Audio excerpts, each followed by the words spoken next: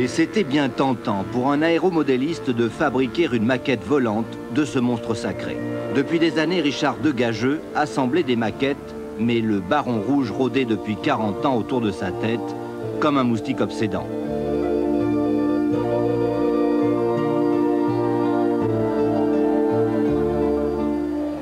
Et puis un jour, Richard ne tient plus. Il roule les nappes qui recouvrent les tables de son restaurant et se met à découper entre deux services, tuyaux, contreplaqué et kevlar. Du dessin à la conception, le chef cuisinier travaillera 3000 heures sur ce qui va devenir la plus grande maquette radiocommandée du monde.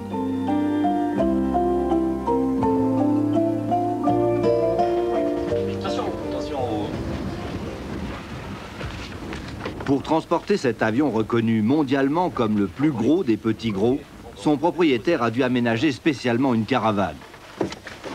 Il est vrai que ce modèle réduit a du mal à supporter son adjectif.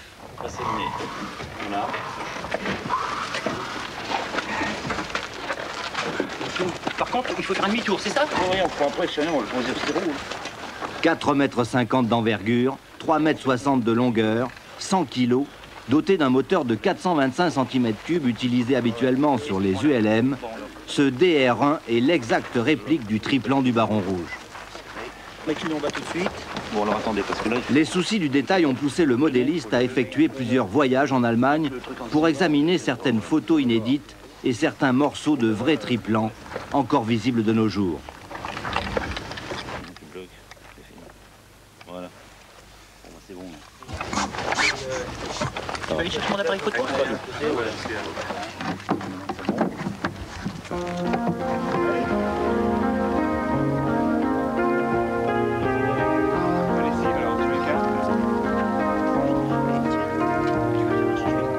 100 mètres sont nécessaires pour faire décoller ce mini-monstre. La plage, à marée basse, est une piste parfaite. Pour la première fois, grâce à l'extrême fiabilité et stabilité de l'avion radiocommandé, on a pu installer à son bord 4 caméras vidéo et un magnétoscope professionnel de 12 kg.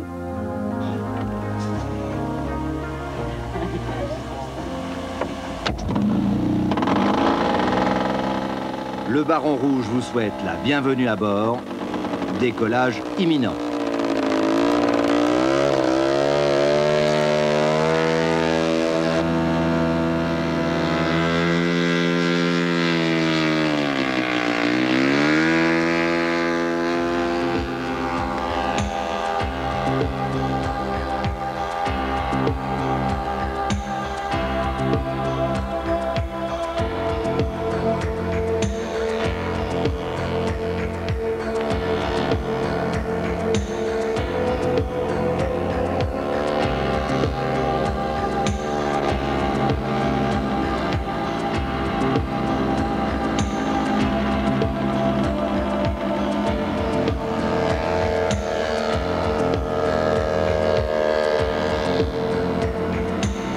Avion de combat par excellence, le Fokker DR1 offrait toute la gamme d'acrobatie possible à son pilote.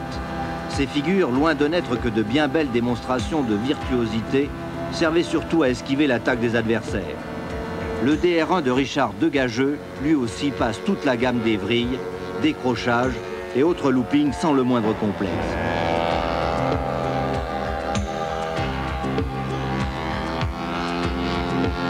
La masse importante de l'appareil rend son pilotage très pointu et son concepteur a dû s'entourer d'une véritable équipe pour le faire évoluer. Bruno Ouvier, champion de France hélicoptère radiocommandé et responsable du vol. À ses côtés, 2 autres pilotes se tiennent prêts à reprendre l'avion en main sur un autre canal au moindre incident.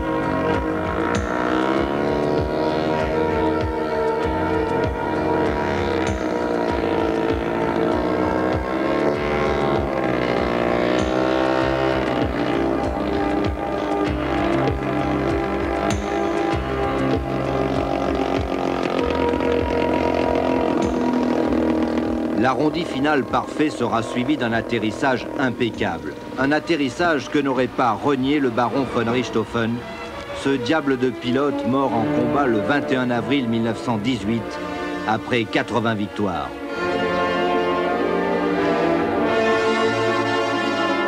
Et pour l'aéromodéliste, il est temps de regagner ses fourneaux, la tête remplie de son prochain rêve, un avion bien soudé.